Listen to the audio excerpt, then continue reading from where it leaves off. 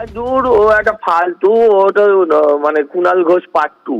ও সারাদিন বক বক করাই স্বভাব।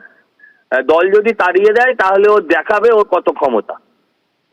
দল যদি না তাড়ায় তাহলে ও ভিজে বেড়াল মতন হয়ে থাকবে, বেড়ালের মতনই থাকবে। হ্যাঁ, এদের সব বাতেল আওয়াজ।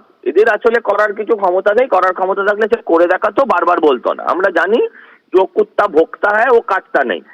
যে মেঘ গর্জায় সে বর্ষায় না।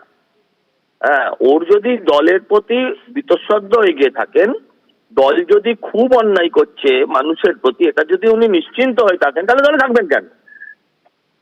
থাকবেন কেন? দল তো এই শর্তে ওনার সঙ্গে কথা বলবে না যে আমরা আমাদের যত ভুল ত্রুটি সব শুধরে নেবো, বলবে না নিশ্চয়ই দল।